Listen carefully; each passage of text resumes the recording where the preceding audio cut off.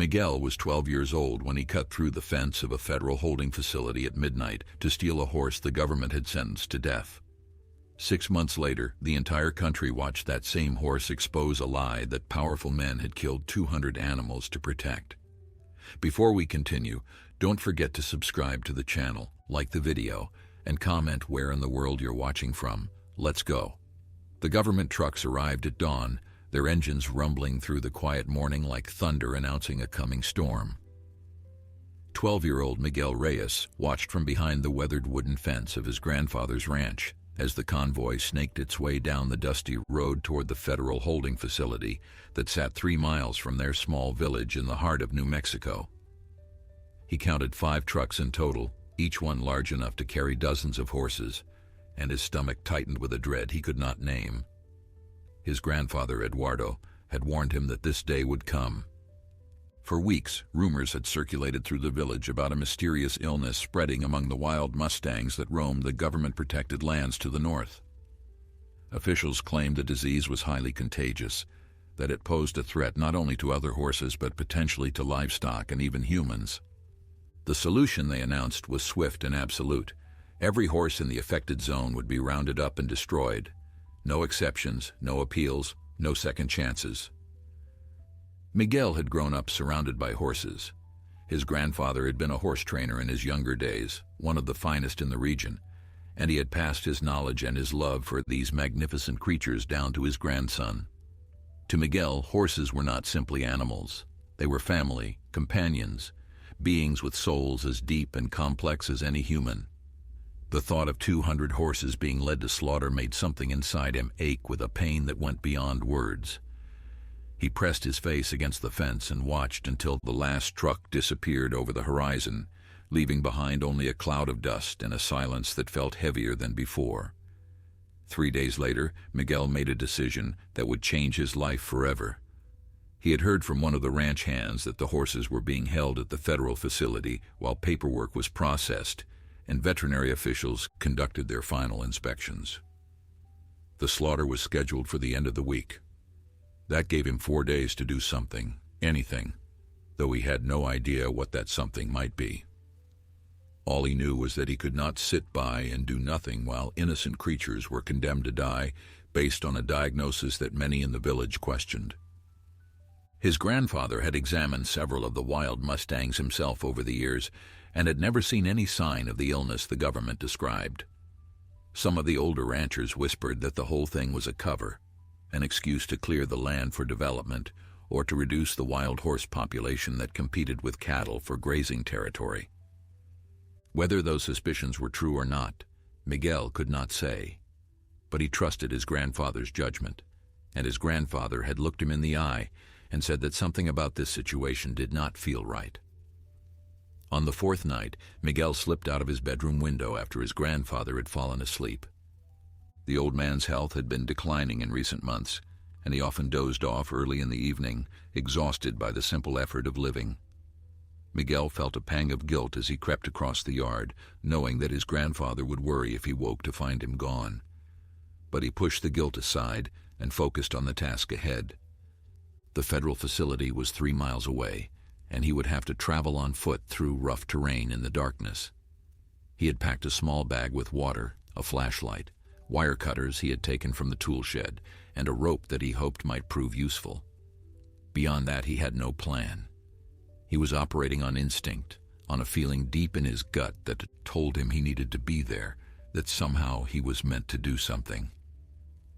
The facility loomed before him like a prison, its chain-link fences topped with barbed wire, its floodlights casting harsh white circles across the packed dirt yard.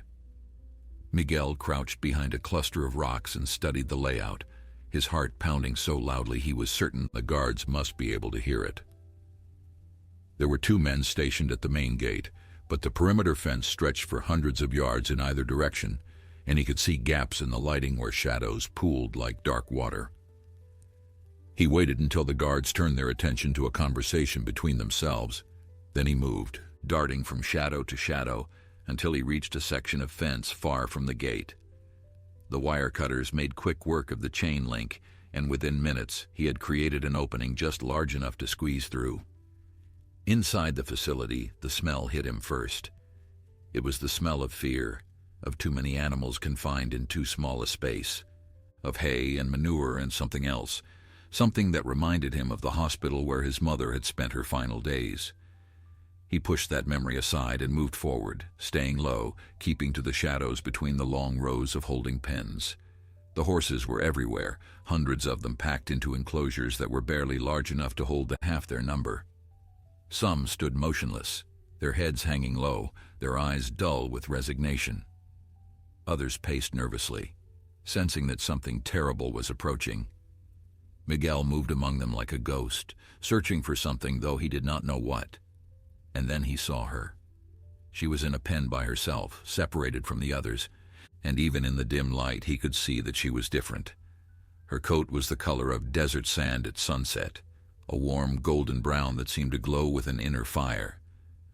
A white blaze marked her forehead like a star, and her eyes, when they met his, were dark and deep and filled with an intelligence that took his breath away. She was thin, her ribs visible beneath her coat, and there was a weariness in her stance that spoke of suffering. But there was also something else, a spark of defiance, a refusal to surrender that called to something deep within Miguel's own soul. He approached the fence slowly, his hand extended, and she watched him with those knowing eyes, not flinching, not retreating, simply waiting. The connection between them was immediate and profound, as if they had known each other in some other life, as if their meeting here in this place of death had been written in the stars long before either of them was born. Miguel did not hesitate.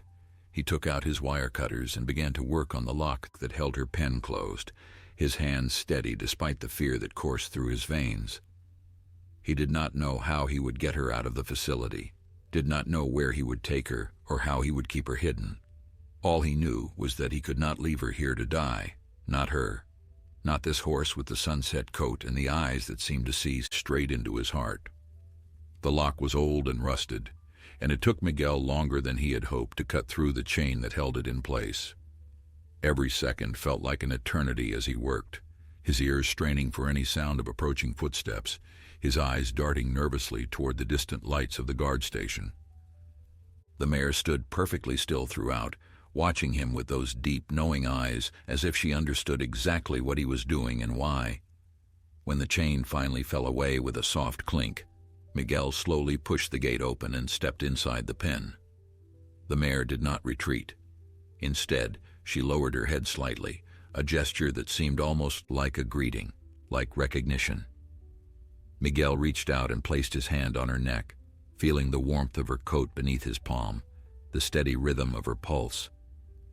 In that moment, a silent pact was formed between them, a bond that would be tested in the days and months to come, but would never be broken.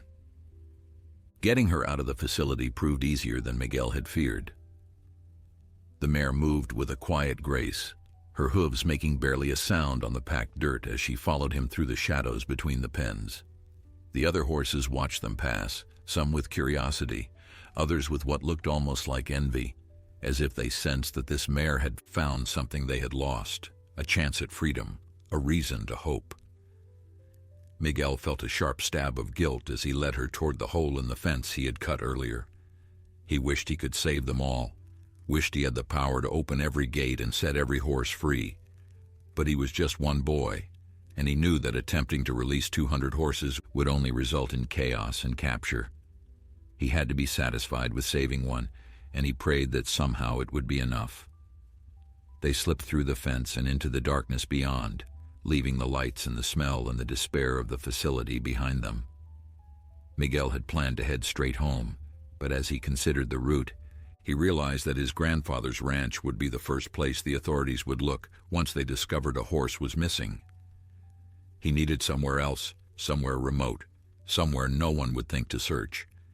His mind raced through possibilities until it landed on a place he had nearly forgotten, a small cabin in the hills that had belonged to his great-uncle before the old man passed away 5 years ago. The property had been abandoned ever since, too remote and run down to sell, too far from civilization to be of use to anyone. It was perfect. The journey to the cabin took the rest of the night and most of the following morning. Miguel walked beside the mare, leading her by the makeshift halter he had fashioned from his rope, guiding her through arroyos and over ridges, avoiding roads and open spaces where they might be seen. She followed without complaint, her stride steady despite her obvious exhaustion, her trust in him seemingly absolute. As the sun rose and painted the desert landscape in shades of gold and orange, Miguel felt something shift inside his chest. For the first time in months, perhaps years, he felt a sense of purpose, a reason to keep going, a belief that his actions mattered.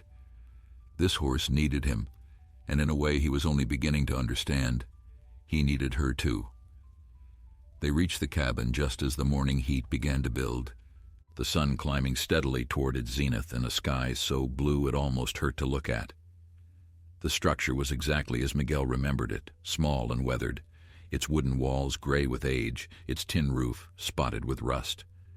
A small corral stood behind the cabin, its fence sagging in places but still intact enough to contain a horse. Miguel led the mare inside and closed the gate, then stood for a moment watching her as she explored her new surroundings. She moved through the space with a cautious curiosity, sniffing at the dusty ground, testing the fence with her nose, finally settling in a shaded corner where she stood with her head low, her eyes half closed. She was exhausted, Miguel realized, perhaps more exhausted than he had initially understood. Whatever she had endured before being brought to the facility, whatever hardships she had faced in the wild, they had taken their toll. Inside the cabin, Miguel found supplies that his great-uncle had left behind, canned food and bottled water, blankets and basic tools. There was even a well out back that still produced water when he worked the hand pump, the liquid emerging cold and clear and tasting faintly of minerals. He filled a bucket and carried it to the mare, setting it down in front of her and stepping back to give her space. She drank deeply, her sides heaving with each swallow, and when she finally lifted her head, water dripping from her muzzle, she looked at Miguel with an expression that seemed almost like gratitude. He smiled despite his exhaustion and the fear that gnawed at the edges of his consciousness. They had made it. They were safe, at least for now. Over the following days, Miguel fell into a routine that revolved entirely around the mare. He rose with the sun and checked on her first thing, making sure she had water and whatever food he could scrounge from the dry brush that surrounded the cabin. He spent hours sitting with her in the corral, talking to her in a low, soothing voice, telling her about his life, his dreams, his fears. He told her about his mother, who had died when he was 8, taken by a cancer that had spread too fast for the doctors to stop. He told her about his father, who had left shortly after the funeral, unable to face the grief that permeated every corner of their home. And he told her about his grandfather, the only family he had left, the man who had taken him in and raised him and taught him everything he knew about horses and life and what it meant to be a man. The mare listened to it all, her ears swiveling toward the sound of his voice, her eyes soft and attentive. Miguel began to call her Esperanza, which meant hope in Spanish, because that was what she represented to him. In a world that had taken so much from him, she was a reminder that beauty and grace and goodness still existed, that not everything was destined to be lost. He poured all of his love and care into her recovery, and slowly, day by day, he watched her transform. The dullness faded from her coat, replaced by a healthy sheen that caught the light like polished copper. Her ribs became less prominent as she regained the weight she had lost, and the spark of defiance in her eyes grew brighter, stronger, until it blazed like a flame that refused to be extinguished. The news of the missing horse spread through the region like wildfire carried on a desert wind. Within 2 days of Miguel's midnight rescue, government officials had launched a full-scale investigation, determined to find the animal and the person responsible for taking her. Posters appeared in every town within a 50-mile radius, bearing a grainy photograph of the mare and offering a substantial reward for information leading to her recovery. The authorities painted a grim picture of the situation, warning residents that the horse was potentially carrying a dangerous disease and that anyone who came into contact with her could be putting themselves and their community at risk. Fear spread alongside the search, and neighbors who had once trusted each other began to eye one another with suspicion, wondering who among them might be harboring the fugitive animal. Miguel heard about the search from his grandfather, who had walked the 3 miles to the cabin on the third day, his weathered face creased with worry and something else that might have been pride. The old man had known immediately where to find his grandson, had understood without being told what Miguel had done and why. He stood at the edge of the corral and looked at Esperanza for a long time, his experienced eyes taking in every detail of her condition, her conformation, her spirit. When he finally spoke, his voice was quiet but firm. "She is not sick," he said. "Whatever they claim about this disease, whatever justification they have manufactured for this slaughter, it is not the truth. This mare is as healthy as any horse I have ever seen." Miguel felt a wave of relief wash over him at his grandfather's words, a validation of the instinct that had driven him to act. But the relief was quickly followed by fear, because healthy or not, Esperanza was still a wanted animal, and anyone caught hiding her would face serious consequences. Eduardo stayed at the cabin for several hours that first visit, helping Miguel reinforce the corral fence and showing him how to create a more secure shelter for the mare using materials scavenged from the surrounding area. He brought supplies from the ranch, grain and hay and vitamins that would help Esperanza continue her recovery, as well as food and water for Miguel himself. Before he left, he placed his hands on his grandson's shoulders and looked him directly in the eyes. "What you are doing is dangerous," he said. "If they find her, they will take her, and there will be nothing you can do to stop them. But I want you to know that I am proud of you. You are doing what is right, even though it is hard, even though it is frightening. That is what it means to have courage." Miguel nodded, unable to speak past the lump in his throat, and watched as his grandfather made his way slowly back down the trail toward home. The weeks that followed were some of the most challenging of Miguel's young life. He could not attend school, could not return to the ranch, could not see his friends or participate in any of the activities that had once defined his existence. His entire world shrank to the boundaries of the cabin and the corral, to the daily rhythms of caring for Esperanza and hiding from a government that wanted to destroy her. There were close calls, moments when he heard the distant rumble of trucks on the road below, or spotted the glint of binoculars on a far ridge, and had to quickly move Esperanza into the dense brush behind the cabin where she could not be seen from above. Each time his heart pounded with terror, and each time Esperanza seemed to sense his fear and responded with a calm that helped steady his own nerves. She trusted him completely, and that trust gave him strength. As the days turned into weeks and the weeks stretched toward a month, the initial intensity of the search began to wane. The government had other priorities, other concerns, and the matter of a single missing horse gradually faded from the headlines. The posters remained on bulletin boards throughout the region, but they became weathered and torn, their once urgent message reduced to background noise. Miguel allowed himself to hope that perhaps the danger had passed, that Esperanza might be safe after all. But his grandfather, during his regular visits to the cabin, cautioned him against complacency. "These things have a way of resurfacing when you least expect them," Eduardo warned. "The government does not forget, and it does not forgive. Until this matter is truly resolved, you must remain vigilant." Miguel took his grandfather's words to heart and maintained his careful routine of concealment and caution. But he also began to explore beyond the immediate vicinity of the cabin, taking Esperanza on long rides through the hills and valleys that surrounded their refuge. At first, these excursions were purely practical, a way to exercise the mare and keep her muscles strong. But they quickly became something more, something almost magical. Riding Esperanza was unlike anything Miguel had ever experienced. She responded to his slightest cue, moving as if she could read his thoughts, anticipating his intentions before he even fully formed them. Together, they covered miles of rugged terrain, climbing steep slopes and descending into hidden canyons, splashing through shallow streams and racing across open meadows. With each ride, their bond deepened, becoming something that transcended the ordinary relationship between horse and rider. It was during one of these rides that Miguel first discovered what made Esperanza truly special. They had been traveling for several hours, following a trail that wound through a narrow canyon, when they emerged onto a plateau that offered a sweeping view of the desert below. Miguel dismounted to give Esperanza a rest and stood at the edge of the cliff. marveling at the vast expanse of sand and rock and sky that stretched before him. When he turned back to check on the mare, he found her standing motionless, her head raised, her ears pricked forward, her entire body quivering with a tension he had never seen before. And then, without warning, she began to move.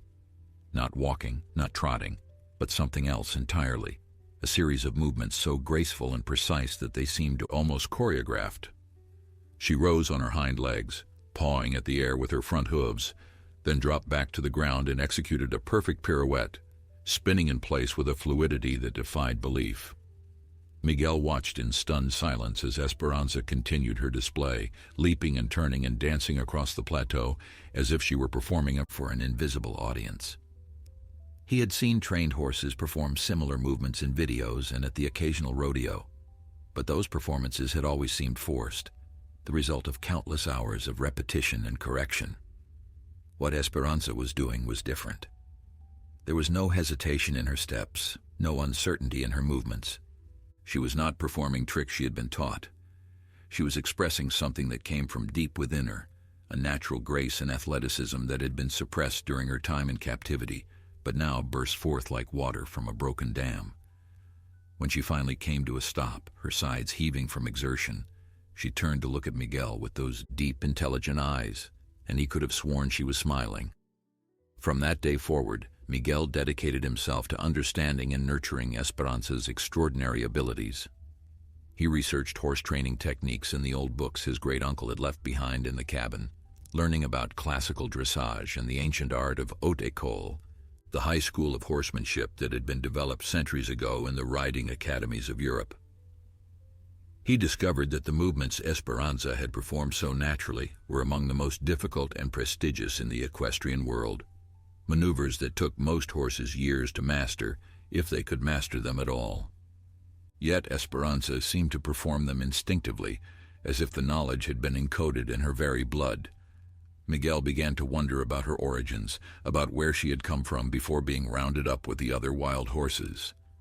Could she be descended from the Spanish horses that had been brought to the Americas by conquistadors centuries ago? Animals bred for war and pageantry, whose bloodlines had somehow survived in the wild?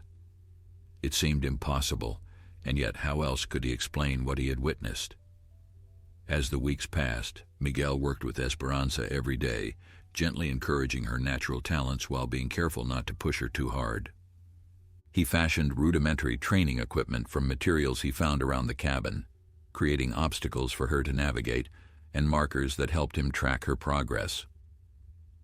Eduardo visited when he could, bringing supplies and news from the outside world, and each time he watched Esperanza perform, his weathered face showed a mixture of wonder and disbelief. "In all my years working with horses," he told Miguel one afternoon, "I have never seen anything like her. She is not just talented, she is extraordinary. Something special lives in that animal, something that should not be hidden away in these hills but shared with the world." Miguel nodded thoughtfully at his grandfather's words, but the idea of revealing Esperanza to anyone filled him with fear. The search for her had quieted, but it had not ended.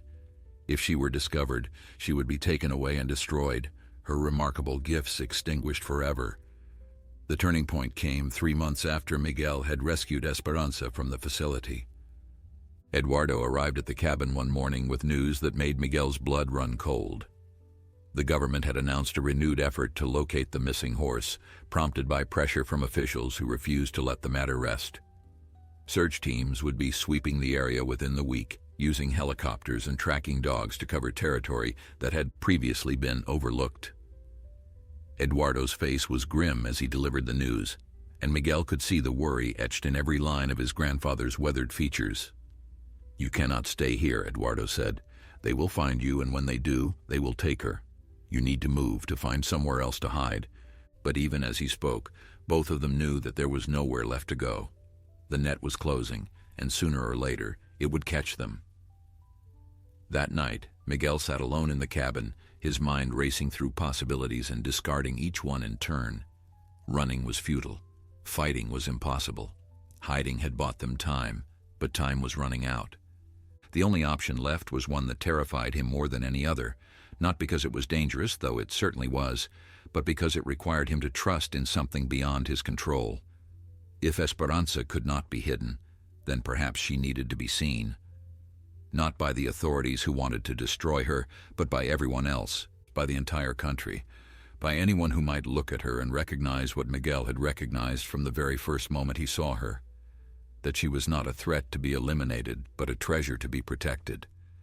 That whatever illness the government claimed she carried was a lie, a pretext for something darker and more corrupt. If he could show the world what Esperanza truly was, perhaps he could save her. It was a desperate plan, one that relied on hope more than logic, but it was the only plan he had. Miguel spent the next several days preparing for what he had come to think of as the revelation. He used the small amount of money his grandfather had given him to purchase supplies in a distant town where no one knew his face, including grooming tools and ribbons that would make Esperanza look her most beautiful. He practiced with her constantly, refining the movements she performed so naturally until they flowed together in a seamless display of grace and power. And he researched locations, studying maps and news reports, until he found the perfect venue for their debut. The state fair was scheduled to begin in 2 weeks, an annual event that drew tens of thousands of visitors and extensive media coverage. There would be a horse show on the final day of the fair, an open competition that anyone could enter.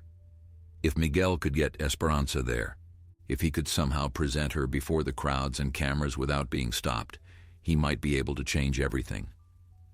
Eduardo was skeptical when Miguel explained his plan, but he did not try to discourage him. The old man understood that conventional options had been exhausted, that only something bold and unexpected had any chance of succeeding. He helped Miguel prepare, contributing his decades of experience to the training regimen and offering advice on how to present Esperanza in a way that would maximize her impact. They worked together through the long summer days, grandfather and grandson united in their determination to save the remarkable horse that had brought them closer than they had ever been. As the date of the fair approached, Miguel felt a mixture of excitement and terror. He was about to gamble everything on a single performance, a single moment that would either vindicate his faith or confirm his worst fears. The morning they left for the state fair dawned clear and cool, the kind of perfect autumn day that seemed designed to inspire hope. Miguel woke before sunrise and spent an hour grooming Esperanza until her coat gleamed like burnished gold in the early light. He braided her mane with the ribbons he had purchased, weaving strands of red and white and blue into intricate patterns that made her look like something out of a fairy tale. When he stepped back to admire his work, he felt a surge of pride that momentarily eclipsed his fear. She was beautiful, more beautiful than any horse he had ever seen, and today the world would finally have the chance to see her too. Eduardo arrived shortly after sunrise with a horse trailer borrowed from a neighbor who had asked no questions. Loading Esperanza into the trailer was easier than Miguel had expected. She walked up the ramp without hesitation, as if she understood the importance of what they were about to do, and was determined to play her part perfectly. The drive to the fairgrounds took nearly 4 hours, and Miguel spent every minute of it in a state of heightened anxiety. He sat in the back seat of his grandfather's old pickup truck, turning constantly to peer through the rear window at the trailer behind them, making sure Esperanza was safe. Eduardo drove in silence, his gnarled hands steady on the wheel, his eyes fixed on the road ahead. Neither of them spoke about what might happen if their plan failed, about the consequences they would face if they were caught. Some fears were too large for words, and acknowledging them aloud seemed only to give them power. Instead, they focused on the task at hand, on the mechanics of getting from one place to another, on the simple act of moving forward. They reached the fairgrounds just after noon, joining a stream of vehicles that flowed toward the sprawling complex of buildings and tents and open fields. The fair was enormous, far larger than anything Miguel had imagined, and for a moment he felt completely overwhelmed by the scale of it all. There were thousands of people everywhere he looked, families with children, groups of teenagers, elderly couples walking arm in arm. The air was thick with the smell of fried food and livestock, and the sound of carnival music mingled with the shouts of vendors and the laughter of the crowd. It was a world unto itself, a temporary city of pleasure and spectacle, and somewhere within it was the stage where Esperanza would either triumph or fall. Finding the registration area for the horse show proved more difficult than Miguel had anticipated. They wandered through the maze of exhibits and attractions for nearly an hour before finally locating a small tent near the livestock pavilion, where a bored-looking woman sat behind a folding table covered with forms and entry numbers. Miguel approached the table with his heart hammering in his chest, certain that at any moment someone would recognize him, would point and shout and bring everything crashing down around them. But the woman barely glanced at him as she handed over the entry form, her attention focused on the sandwich she was eating. Miguel filled out the form with trembling hands, using a false name and address that Eduardo had helped him fabricate. The entry fee was $20, which his grandfather paid in cash, and just like that, they were registered. Esperanza was officially a competitor in the State Fair Horse Show. The hours between registration and the competition were the longest of Miguel's life. He stayed close to the trailer, checking on Esperanza constantly, brushing her coat and adjusting her braids and whispering words of encouragement that were as much for himself as for her. Eduardo went to scout the competition area, returning with detailed observations about the layout of the arena and the judges' positions and the order in which the competitors would perform. There were 32 entries in total, a mix of professional trainers and amateur enthusiasts, and Miguel and Esperanza were scheduled to go last. Whether this was luck or fate, Miguel could not say, but he chose to see it as a sign that everything would work out as it was meant to. As the afternoon wore on and the sun began its slow descent toward the horizon, the crowds around the livestock pavilion grew thicker. Word had spread that the horse show was one of the highlights of the fair, and people were already staking out positions along the fence that surrounded the arena, eager to secure a good view. Television crews set up their cameras on raised platforms, their equipment gleaming in the fading light, and Miguel felt a mixture of excitement and terror as he realized just how many people would be watching. This was exactly what he had wanted, exactly what his plan required, but the reality of it was almost more than he could bear. He was 12 years old, a boy from a small village who had never performed in front of an audience larger than his own family. And now he was about to ride before thousands of strangers, with cameras broadcasting his every move to millions more. The competition began at 6 o'clock, just as the last rays of sunlight painted the sky in shades of orange and pink. Miguel watched from near the trailer as the first competitors entered the arena, their horses executing movements that ranged from competent to impressive. Some of the riders were clearly professionals, their posture perfect, their cues invisible to the untrained eye. Others were less polished but no less passionate, their love for their horses evident in every gesture. Miguel studied them all, looking for patterns, trying to understand what the judges valued and how he might best present Esperanza's unique abilities. But as competitor after competitor completed their routines, he realized that nothing he had seen came close to what Esperanza could do. She was in a category entirely her own, a level of excellence that the other horses could not hope to match. As the sun disappeared below the horizon and the arena lights flickered to life, Miguel felt a strange calm settle over him. The fear was still there, lurking at the edges of his consciousness, but it no longer controlled him. He had done everything he could to prepare for this moment, and now all that remained was to trust in Esperanza and in the bond they shared. Eduardo appeared at his side and placed a hand on his shoulder, his grip firm and reassuring. "It is time," the old man said. "Whatever happens out there, know that you have already succeeded. You saved her life, and you gave her the chance to show the world who she truly is. That is more than most people ever accomplish in an entire lifetime." Miguel led Esperanza from the trailer toward the arena entrance, his hand resting lightly on her neck, drawing strength from the warmth of her coat and the steady rhythm of her breathing. She walked beside him with her head held high, her ears pricked forward, her entire bearing radiating a confidence that seemed to flow into him through their point of contact.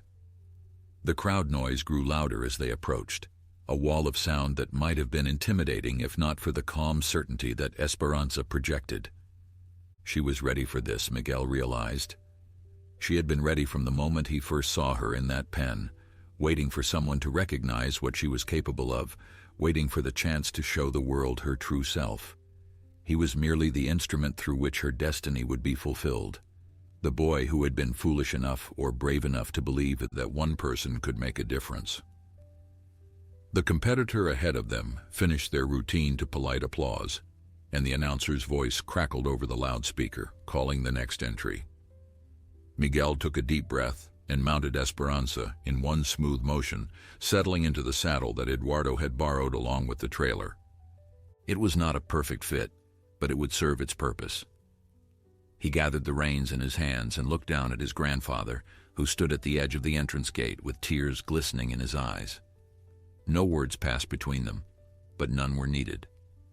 Everything that could be said had already been said in the weeks of preparation, in the hours of training, in the shared silences that had deepened their bond beyond anything Miguel had thought possible. Eduardo nodded once, a gesture of faith and farewell, and Miguel nudged Esperanza forward into the arena. The lights were blinding at first, harsh white beams that seemed to strip away every shadow and leave him exposed before the watching thousands. Miguel blinked rapidly, forcing his eyes to adjust, and gradually the details of the arena came into focus. The dirt floor had been groomed to a perfect smoothness, and white markers indicated the boundaries within which they were expected to perform. The judges sat in an elevated booth at the far end, their faces impassive, their clipboards ready. And surrounding everything, pressing against the fence like a living wall, was the crowd. There were so many of them, more than Miguel had ever seen gathered in one place, their faces a blur of anticipation and curiosity. He felt their attention settle on him like a physical weight, thousands of eyes tracking his every movement. And for one terrible moment he thought he might freeze, might forget everything he had practiced and simply sit there paralyzed by fear. But then Esperanza moved beneath him, a subtle shift of her weight that brought him back to the present, and he remembered why he was here. He was not performing for the judges or the crowd or the cameras. He was performing for her, for the horse who had trusted him with her life, who had followed him through darkness and danger without ever once doubting that he would keep her safe. He owed her this moment, this chance to be seen as she truly was, and he would not let his fear rob her of it. Miguel straightened in the saddle and guided Esperanza toward the center of the arena, where they would begin their routine. The crowd fell silent, sensing that something was about to happen, and in that hush, Miguel heard only the soft thud of Esperanza's hooves and the beating of his own heart. They started simply, with basic movements that any well-trained horse could perform. A collected trot that showcased Esperanza's balance and rhythm. A series of transitions between gaits that demonstrated her responsiveness to Miguel's cues. An extended canter that ate up the ground with effortless power. These were the foundations upon which everything else was built, and Miguel wanted the judges and the audience to appreciate Esperanza's mastery of the fundamentals before they witnessed what made her truly exceptional. He could feel her energy building beneath him, a coiled spring waiting to be released, and he knew that she was as eager as he was to show them what she could really do. But timing was everything, and he held her back, making her wait, making them all wait until the moment was exactly right. The music changed, shifting from the generic background track that had accompanied the other competitors to a piece that Eduardo had requested specifically for their performance. It was a traditional Spanish melody, haunting and passionate, built around the interplay of guitar and violin. The notes seemed to float through the air like visible things, and as they washed over the arena, Miguel felt Esperanza respond. Her stride lengthened, her head came up, and suddenly she was dancing, not merely moving, but truly dancing, her hooves striking the ground in perfect synchronization with the rhythm of the music. A gasp rippled through the crowd as they realized what they were seeing, and Miguel allowed himself a small smile. This was only the beginning. He guided Esperanza through a series of lateral movements, half-passes, and leg yields that made her appear to float across the arena floor. Her body bent like a reed in the wind, supple and strong, her hindquarters powering her forward, while her front end remained light and elevated.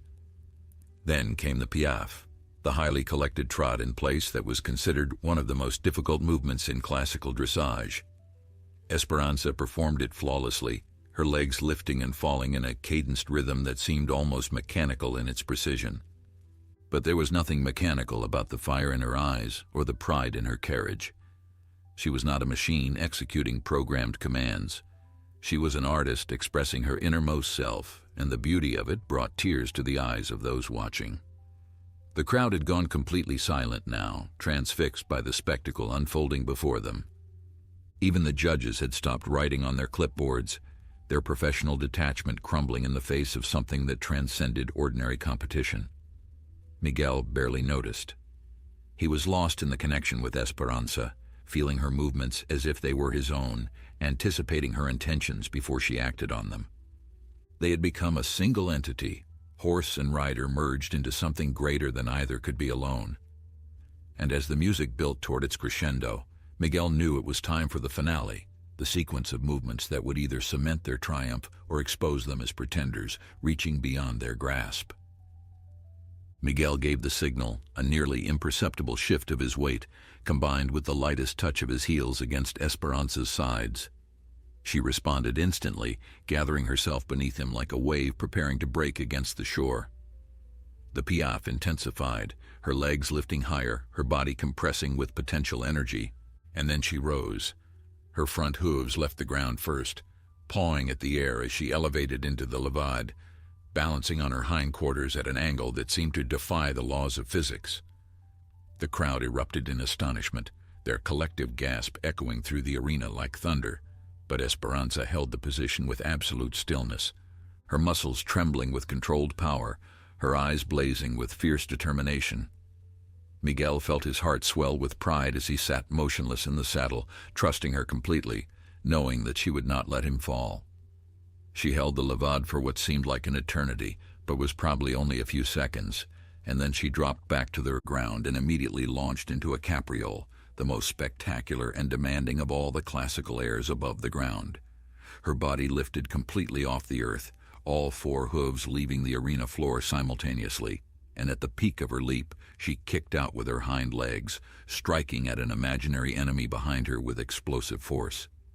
The movement was so sudden, so powerful, so utterly unexpected, that several people in the front row stumbled backward in shock. When Esperanza landed, soft as a cat despite her size, the arena erupted in chaos. People were screaming, cheering, crying, some standing on their seats to get a better view, others clutching each other in disbelief. The judges had abandoned all pretense of objectivity and were on their feet applauding along with everyone else. It was pandemonium, and at the center of it all stood a boy and his horse, the unlikeliest of heroes, transformed by their shared courage into something legendary. But they were not finished yet. Miguel guided Esperanza through a series of courbettes, repeated jumps on her hind legs that carried them across the arena floor in a display of strength and balance that seemed almost supernatural. With each leap, the crowd's frenzy intensified, their voices merging into a single roar of amazement that shook the very foundations of the fairground. Television cameras swung to track their movement, capturing every detail, broadcasting the impossible performance to millions of viewers across the country. Social media exploded with clips and comments, the hashtags multiplying faster than anyone could count, spreading the news of what was happening to every corner of the digital world. In living rooms and bars and offices, people stopped what they were doing and stared at their screens, unable to look away from the spectacle of a golden horse dancing beneath the lights. The music reached its final crescendo, and Miguel brought Esperanza to a halt at the exact center of the arena. She stood motionless for a heartbeat, her head high, her sides heaving with exertion, and then she executed a perfect bow, lowering her front legs and dipping her head in a gesture of grace and humility that brought tears streaming down the faces of half the audience. Miguel dismounted and stood beside her, his hand resting on her neck, and together they faced the crowd that was still screaming its approval. He had done it. Against all odds, against every obstacle that had been placed in their path, he had shown the world what Esperanza truly was. Whatever happened next, whatever consequences awaited them, this moment could never be taken away. It was theirs forever, a triumph that would live in the memories of everyone who witnessed it. The applause continued for what felt like hours, wave after wave of adulation washing over them like a physical force. The judges had long since given up trying to restore order, and the other competitors stood at the edge of the arena with expressions that ranged from admiration to disbelief. No one had ever seen anything like what they had just witnessed, and no one knew quite how to respond. Eventually, the announcer's voice cut through the noise, declaring what everyone already knew. The unanimous winner of the State Fair Horse Show, by the largest margin in the history of the competition, was entry number 32, the golden mare with the white star on her forehead, ridden by a boy whose name no one recognized, but whose face was already being shared across every platform on the internet. It was in the chaos that followed the announcement that the moment Miguel had been dreading finally arrived. He was leading Esperanza back toward the trailer, surrounded by a crowd of admirers who wanted to touch the mare, to take photographs, to ask questions he could not answer when he saw them pushing through the throng. 3 men in dark suits with badges clipped to their belts, their faces set in expressions of grim determination. Behind them came 2 uniformed officers, and behind them, looking both furious and triumphant, was a man Miguel recognized from the posters that had been plastered across the region. Director Harold Simmons, head of the federal program responsible for the horse cull, the man who had ordered the destruction of 200 animals based on a disease that Miguel's grandfather insisted did not exist. Their eyes met across the crowd, and Miguel saw hatred in the director's gaze, a cold fury that promised retribution for every moment of embarrassment this night had caused him. The agents reached Miguel just as he was about to enter the relative safety of the trailer area, their hands closing on his arms with a grip that was firm but not quite painful. "The boy who stole federal property," one of them said, his voice flat and professional. "You are under arrest for theft, trespassing, and violation of quarantine protocols. The horse will be taken into custody immediately."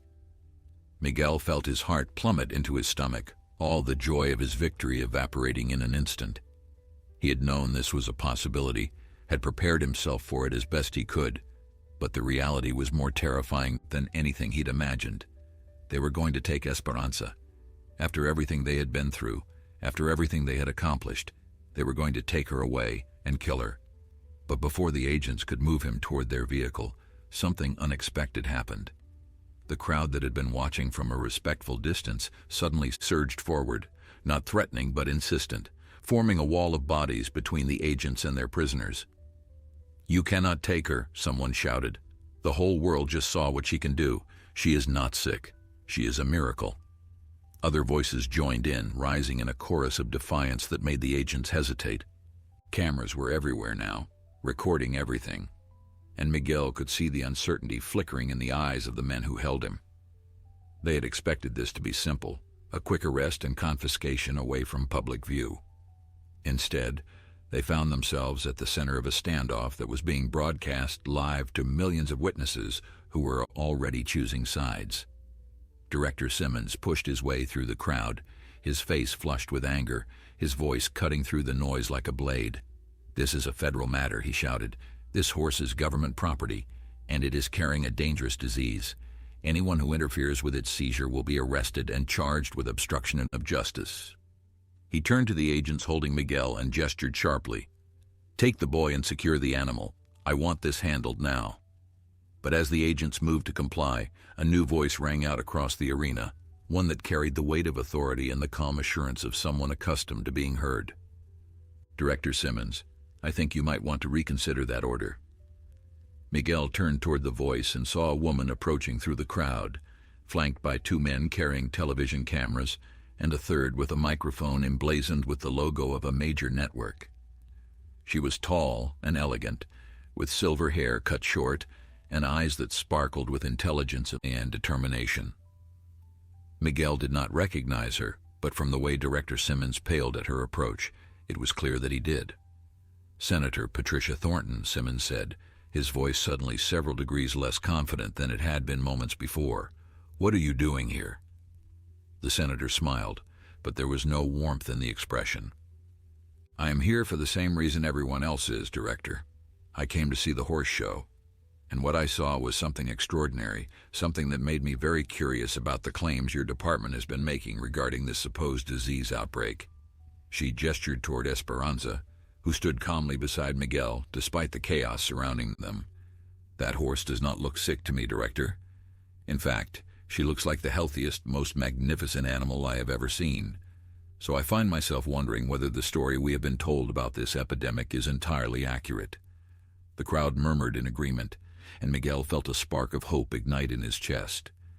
He did not know who this woman was or why she had chosen to intervene, but her presence was clearly changing the dynamic of the situation in ways that Director Simmons had not anticipated.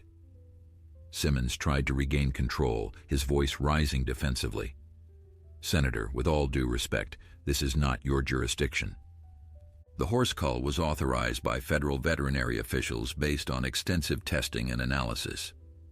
The disease poses a genuine threat to livestock and potentially to human health. We cannot allow one stolen animal to jeopardize public safety simply because it performed some tricks in a horse show." His words were meant to sound reasonable, authoritative, but they fell flat against the backdrop of what everyone had just witnessed. Esperanza had not performed tricks. She had created art, had demonstrated abilities that no sick animal could possibly possess, and everyone present knew it. The senator raised an eyebrow and turned to face the cameras that were capturing every moment of the confrontation. "I think the American people deserve to know the truth about what is happening here," she said. "And I intend to find out what that truth is." She looked directly at Director Simmons with an expression that promised consequences. "Until a thorough and independent investigation can be conducted, I am formally requesting that no action be taken against this horse or her young caretaker. Is that understood, Director?" The silence that followed was heavy with tension. Miguel watched Director Simmons struggle with the impossible choice before him. Backing down would be a public humiliation, an admission that his authority could be challenged by anyone with enough courage to do so. But pressing forward against a sitting senator, with cameras rolling and the crowd clearly hostile to his position, could be even more damaging.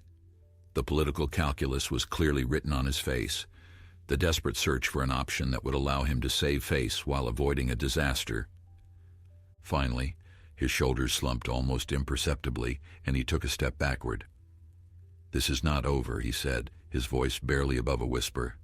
"The investigation will proceed, and when it proves that this horse is infected, she will be destroyed along with all the others." He turned and walked away, his agents following reluctantly, leaving Miguel standing in the center of a crowd that erupted in cheers at the unexpected victory. Senator Thornton approached Miguel and placed a hand on his shoulder, her expression softening as she looked down at the boy who had started all of this. "That was incredibly brave what you did tonight," she said, "and incredibly foolish. You could have been hurt, or worse, but sometimes the foolish choice is also the right one, and I think you made the right choice." She glanced at Esperanza, admiration evident in her gaze. "She is remarkable. Where did you find her?" Miguel opened his mouth to answer, but before he could speak, his grandfather emerged from the crowd, his weathered face streaked with tears, his arms opening to embrace the grandson who had risked everything for a cause he believed in. The old man held Miguel tightly, his body shaking with sobs of relief, and for a long moment, neither of them could speak.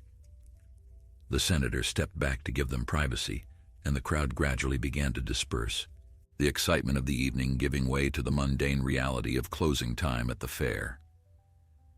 In the days that followed, Miguel's life changed in ways he could never have imagined. The video of Esperanza's performance went viral, viewed hundreds of millions of times within the first week, shared across every platform, and discussed on every talk show and news program in the country. The story of the boy who had rescued a condemned horse and revealed her extraordinary abilities captivated the public imagination, and suddenly Miguel found himself at the center of a media firestorm that showed no signs of abating.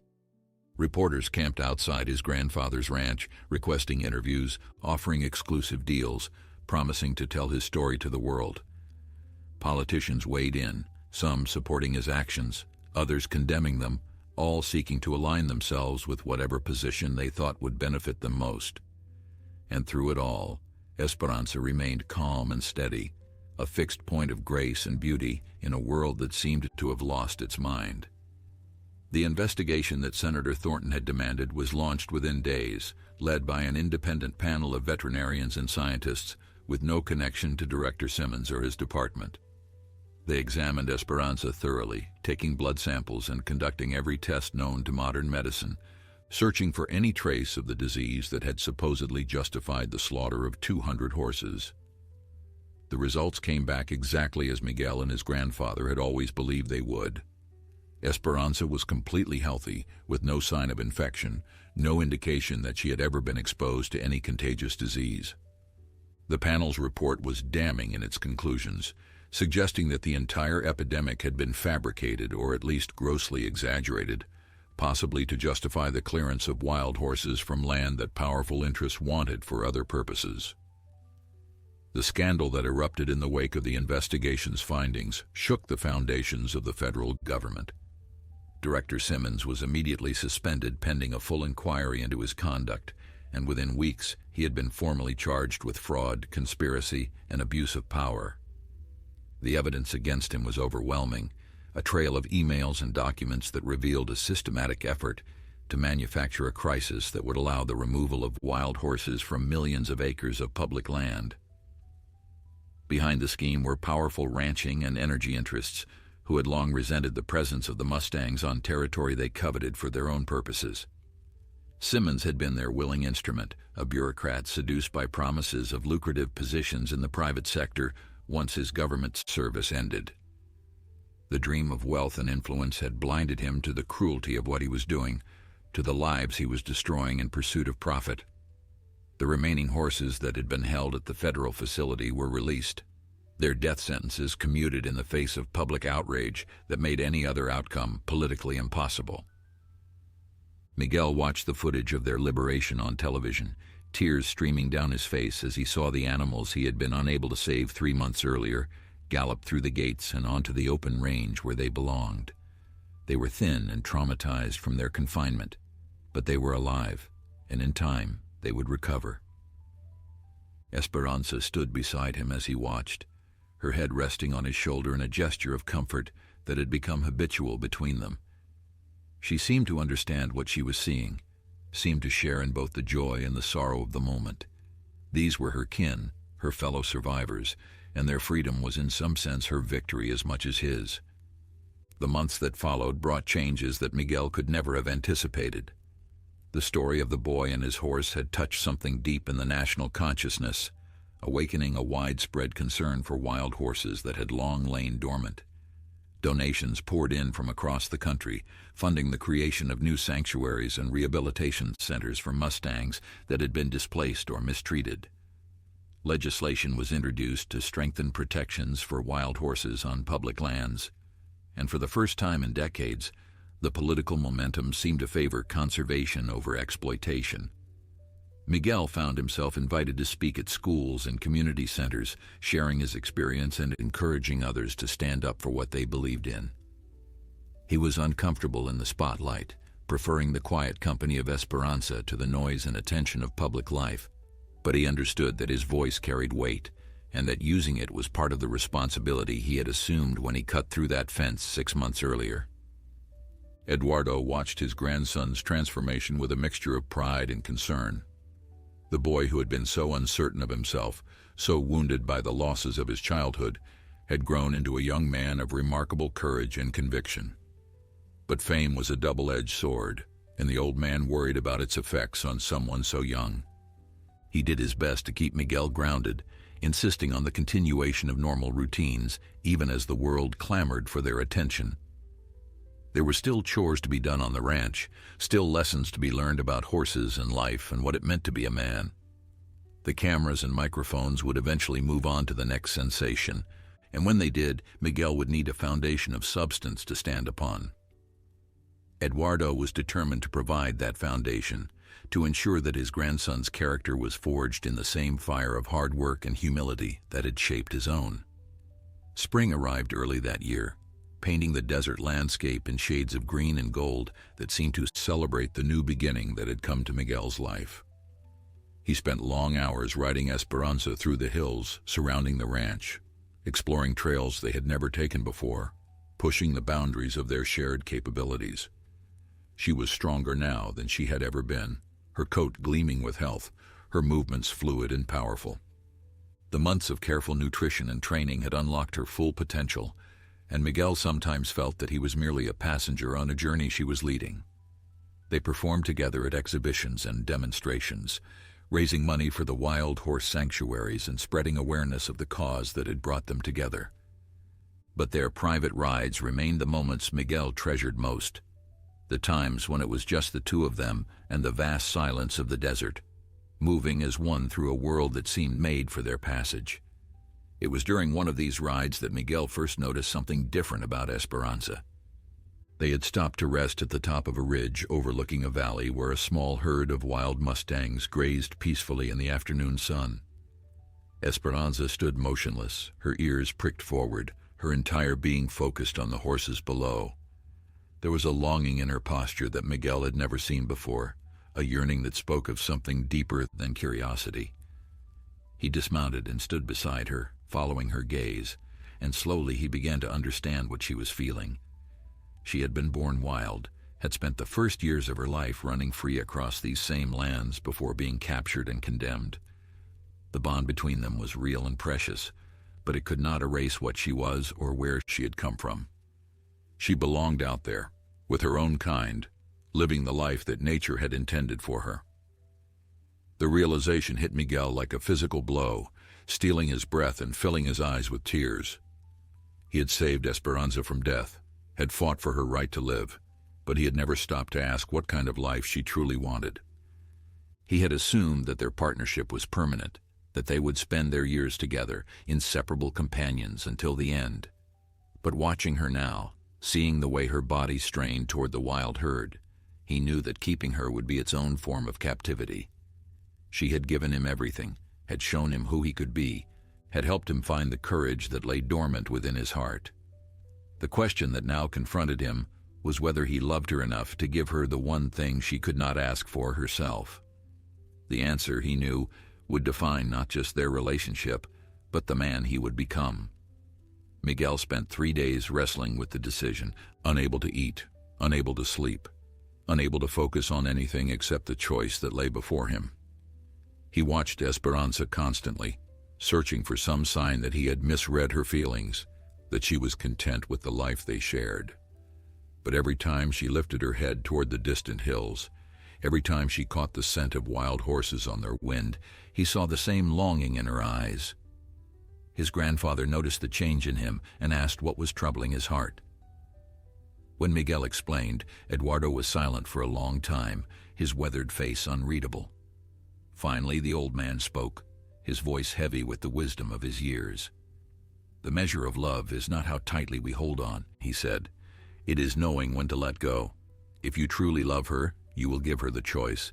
Whatever she decides, you will know that you did right by her." The morning of the release dawned gray and overcast, the sky heavy with clouds that threatened rain but never delivered.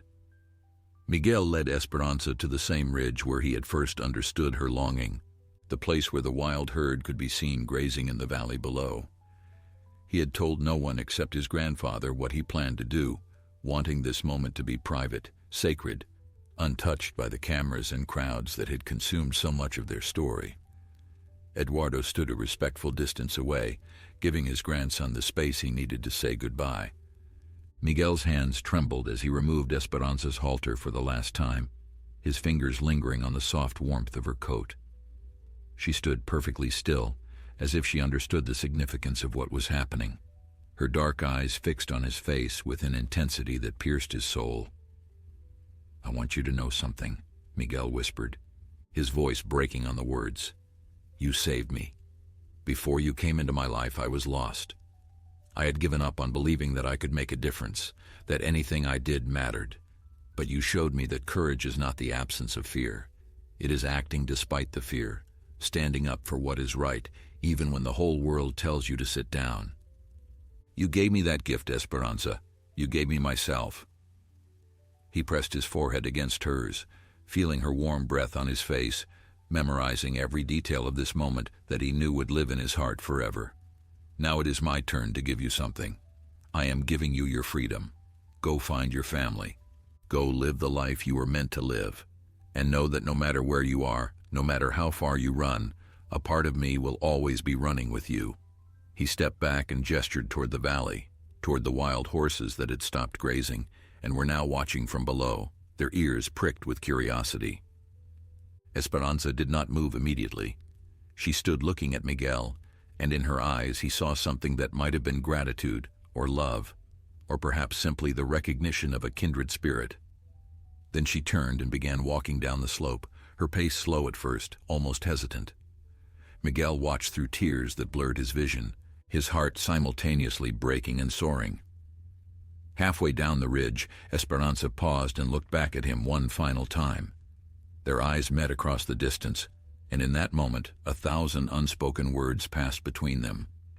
Then she turned and broke into a gallop, her golden coat streaming in the wind, her hooves thundering against the earth as she raced toward the herd that was now running to meet her. 6 months later, the entire country watched as a documentary about Miguel and Esperanza premiered on national television.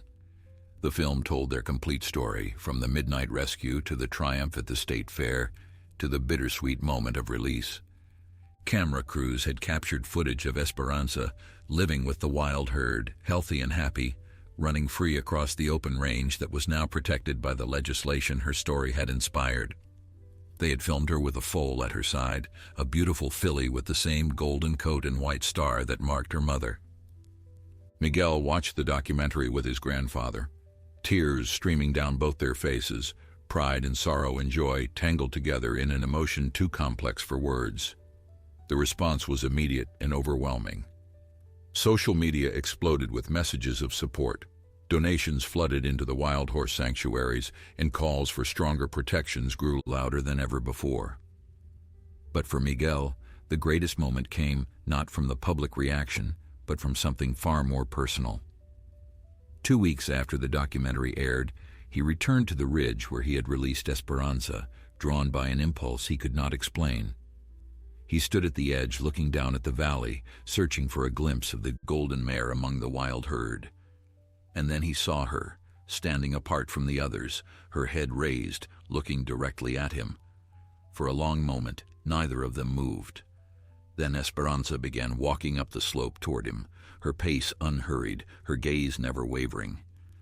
When she reached him, she pressed her forehead against his chest in the gesture of affection they had shared so many times before. Miguel wrapped his arms around her neck and held her close, feeling her heart beat against his own. She had not forgotten him. She never would. They stood together on that ridge as the sun set behind the mountains, painting the sky in shades of gold and crimson that seemed to celebrate their reunion. Esperanza's foal watched from the valley below, and eventually the mare pulled away from Miguel's embrace and returned to her baby, to the wildlife she had chosen. But she looked back at him as she went, and Miguel knew that their bond remained unbroken. Some connections transcend the boundaries of species or circumstance. Some loves are eternal, written in the stars and carried on the wind across the endless reaches of the desert. Miguel had learned that lesson, and it had transformed him from a frightened boy into a young man of courage and compassion. As he walked back toward the ranch where his grandfather waited, he carried Esperanza in his heart, forever wild, forever free, forever his. If this story touched your heart, please take a moment to like this video and share it with someone who needs to hear it. Leave a comment telling us how it made you feel, and if you have not already, subscribe to our channel so you never miss a story. Remember that every voice matters, every act of courage counts, and sometimes the smallest among us can change the entire world.